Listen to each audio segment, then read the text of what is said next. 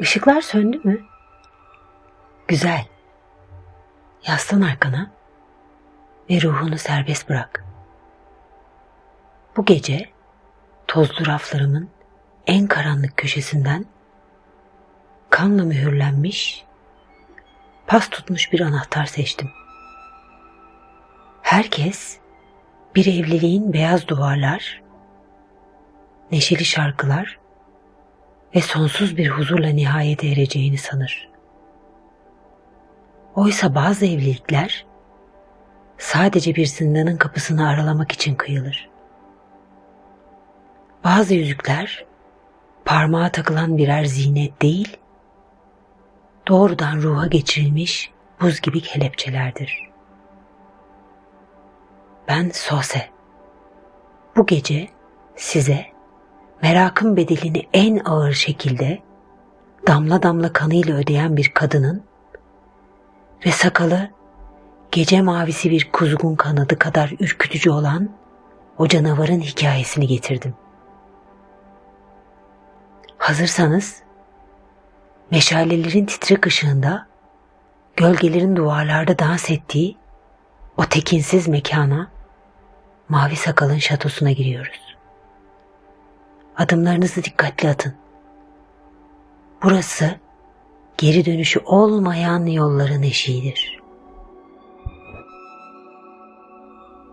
Zengin, güçlü ama bir o kadar da ürkütücüydü Mavi Sakal. Heybeti etrafındaki her şeyi bir gölge gibi yutardı. Sakalının o tuhaf gece karası maviliği ona bakanların zihninde dibi görünmeyen bir kuyuya düşüyormuş hissi uyandırırdı. İnsanlar ondan kaçar, sokakta belirdiğinde kapılar sürgülenir, perdeler hızla çekilirdi. Ta ki o devasa, bulutlara değen malikanenin kapıları ardına kadar açılıncaya dek. Genç kız, yapının dışarıdan görünen soğuk ihtişamına bakarken içindeki dehşeti bastırmaya çalıştı. Altın yaldızlı kapılardan içeri adımını attığı an, ayaklarının altındaki ipek halılar onu yavaşça yutuyor gibiydi. Hükmettiği her odada başka bir dünya gizliydi. Koridorlar, tarçın ve karanfille harmanlanmış, insanın bilincini uyuşturan ağır tütsü kokularıyla doluydu. Yemek salonunda, gümüş kapakların altında bekleyen yabani av etlerinin kekik ve şarap aroması, iştahı değil, tuhaf bir tedirginliği körüklüyordu. Bahçede ise rüzgarla fısıldaşan heybetli mermer heykeller vardı. Her biri taşlaşmış bir acıyı ve donmuş bir çığlığı temsil ediyordu. Heykellerin gözleri kızı her adımda takip ediyor, ona sessiz bir uyarı gönderiyordu. Günler, altın tabaklarda sunulan ziyafetler ve ipek yataklarda görülen rüyalarla bu sahte cennetin içinde akıp gitti. Ta ki bir sabah Mavi Sakal, atının terkisine heybelerini yükleyip uzak diyarlara gideceğini söyleyene kadar. Eline ağır bir anahtar demeti bıraktı. Parmakları kızın narin tenine değdiğinde buz gibiydi. Sanki bir ölünün eliyle temas etmişti. Bu anahtarlar tüm zenginliğime, gizli hazinelerime açılan kapılardır. Hepsini kullan. İpek odalara gir, kristal kadehlerden iç, altın sikkelerin arasında yürü. Ama duraksadı. Bakışları keskinleşti. Parmağıyla koridorun en ucunu işaret etti. Şu küçük altın anahtar var ya, o rutubetli odayı açar. Oraya asla girme. Eğer o eşiği geçersen, öfkemden sığınacak tek bir liman bile bulamazsın.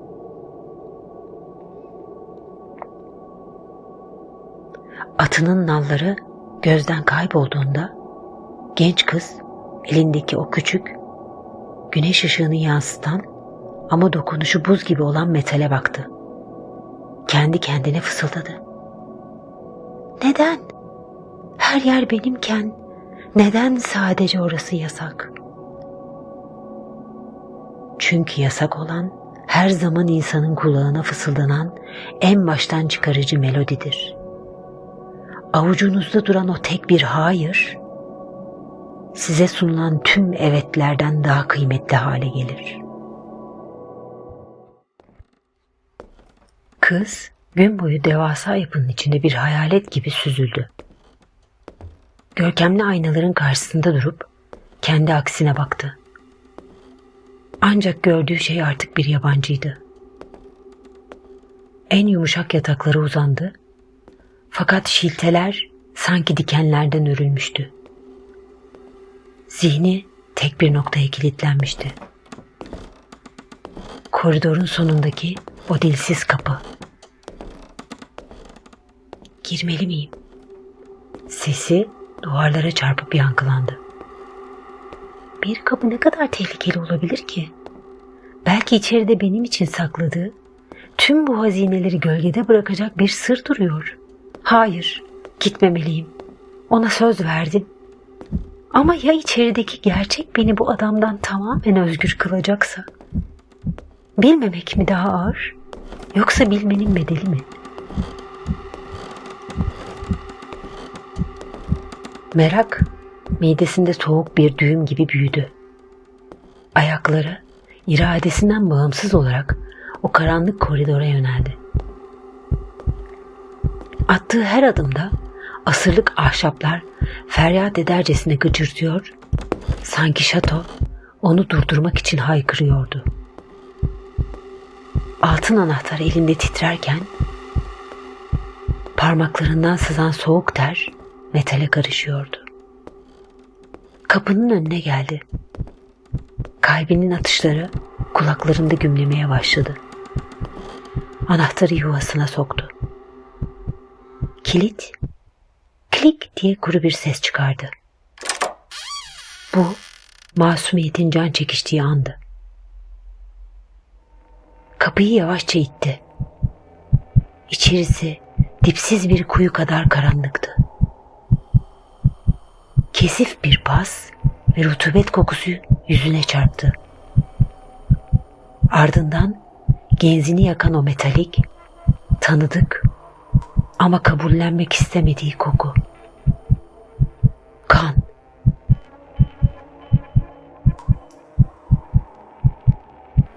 Gözleri zifiri karanlığa alıştığında yerdeki gölgeleri seçti. Mavi sakalın yolculuğa çıktı dediği eski eşleri hepsi oradaydı. Duvarlara paslı kancılarla asılmış cansız silüetler. Gözleri açık, ebedi bir dehşetle tavana bakıyorlardı.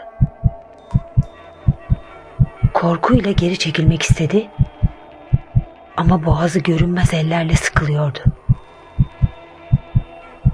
Dehşet içinde sarsılırken kayganlaşan parmaklarının arasındaki anahtar yerdeki taze kan birikintisine düştü. Hızla geri aldı. Eteğiyle sildi. Suyla ovdu. Kumla kazıdı. Ama o kızıl leke çıkmıyordu. İhanetin şahit olduğu günahın ve artık geri dönülemez olan o karanlık bilginin asla silinmeyecek mührüydü o. Mavi sakal beklenenden çok daha erken döndü. Şatonun kapısından girdiğinde üzerinde yolun tozu ve ölümcül bir sessizlik vardı. Bakışları doğrudan kızın saklamaya çalıştığı titreyen ellerine kilitlendi. "Anahtarlar nerede?" diye gürledi. Sesi binanın temellerini sarstı. Kız lekeyi eteğinin altına gizlemeye çalışarak anahtarı uzattı. Mavi sakal sadece o küçük altın metale baktı. Leke, bir günah ilanı gibi parlıyordu. Yüzünde insanın iliklerini donduran çarpık bir gülümseme belirdi. Demek odaya girdin. Demek diğerlerinin yanındaki yerini merak ettin. Şimdi ölmeye hazırlan. Çünkü sen de diğerleri gibi kendi merakının kurbanı oldun. Ancak bazen kader, celladın hazırladığı ilmiği son anda kurbanın eline bir kurtuluş ipi olarak verir. Kızın kardeşleri kapıları kırıp içeri daldığında Mavi Sakal kendi yarattığı karanlığa, o kanlı odanın ebedi sessizliğine gömüldü. Şato şimdi bomboş. İpek halılar çürüyor. Heykeller yosun tutmuş. Taş gözlerinden yağmur suları akıyor. Ama size bir sır vereyim. Rüzgarlı gecelerde, her karanlık koridorda o altın anahtarın şıngırtısı hala duyulur. Merak bazen insanı hayata bağlar, bazen de bir duvarın soğuk ve sessiz süsü yapar. Bu geceki fısıldamız burada nihayete eriyor. Uykunuzda kapıların kilitli olduğundan emin olun. Ama o kilidi açacak anahtarın kimin elinde durduğuna da dikkat edin. İyi geceler. Eğer uyuyabilirseniz.